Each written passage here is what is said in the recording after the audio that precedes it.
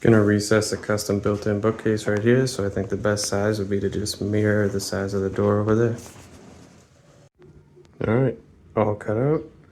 I'll leave my baseboard in. I think that's where I'll start my first shelf, and I'll cut the plinth box in when I know exactly where this right side's gonna be. The opening's looking all nice and clean. I got the baseboard cleaned up front and back, put myself in a little subfloor. Now let's build the box. I got the framing in the way I want it. That's perfectly level. This is perfectly plumb, so we'll be going off of these with our 2x12 box. So basically I just built a 2x12 box, pre-insulated it.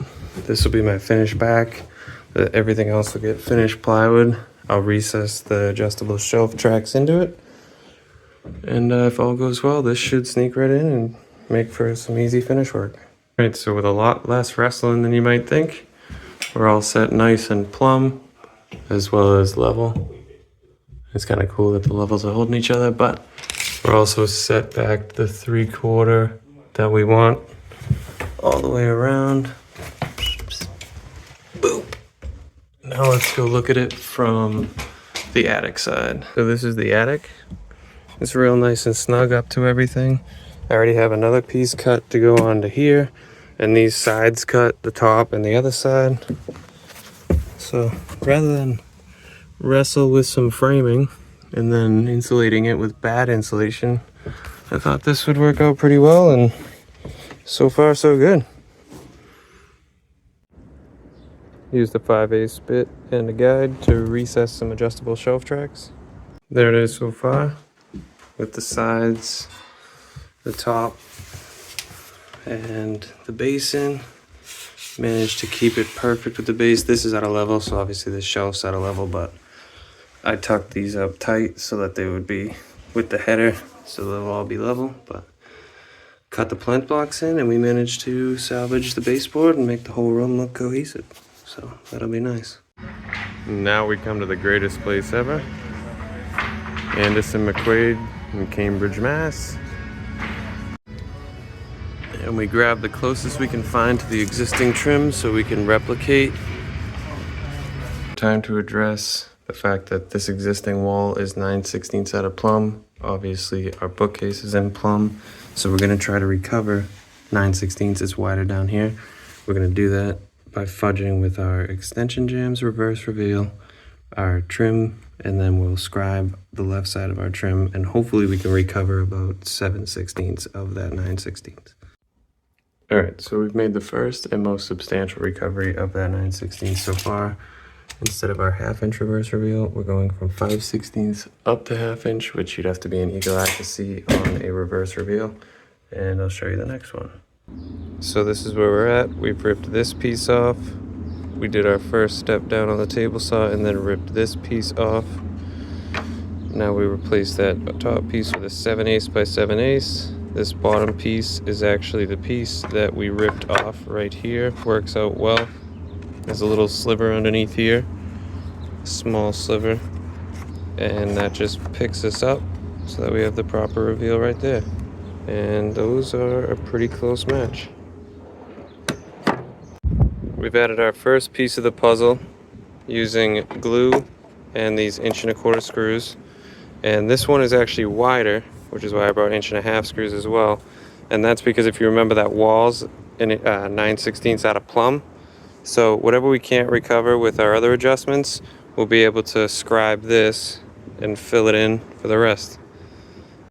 Now we're ready to install our trim, but because this piece is going on after the piece that we made, we're gonna get our 1/4 inch reveal, mark this side of it, and that is our combo square depth for our piece of trim. And because this wall had a bulge that was making my trim want to sit out too far, we just mark our line exact, cut the bulge out, and now this will sit right where we want it to with the proper reveal. So we'll get that all mitered in.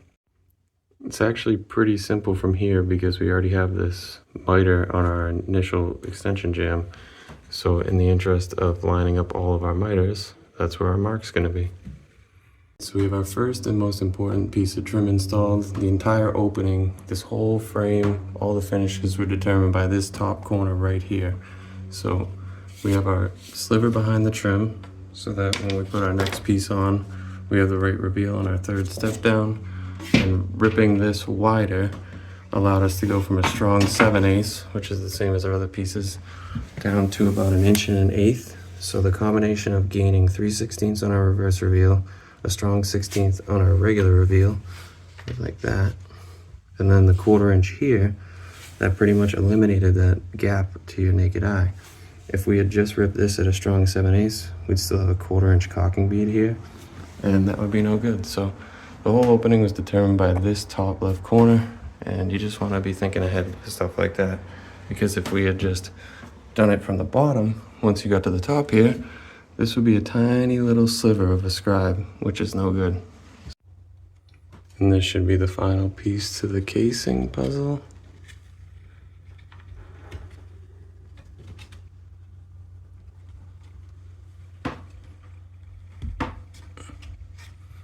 Very nice. Get some nails in that. So far, so good. The trim replication looks nice, as well as the sizing, and I like that I was able to incorporate the baseboards. All done and matched. Mirrors the door exactly. Incorporated the baseboard. Completely adjustable and removable shelves for painting and cleaning and whatever. Now I get to do the actual fun part and go in the attic to finish the insulation. And there's the insulation in the attic. 2 layers of 2-inch rigid all the way around, so that's R20, which is more than acceptable for walls and things. So it's very, very tight all the way around. Nice, nice. It's all painted up. And that's what we ended up with for our trim, which is indistinguishable from the trim that's from 1908, so that's pretty cool. And there it is, all full of books, looking nice. That's the plinth block that somebody said was gonna look like crap, but good luck picking up on that. I'm very happy with it. Looks like it was born there.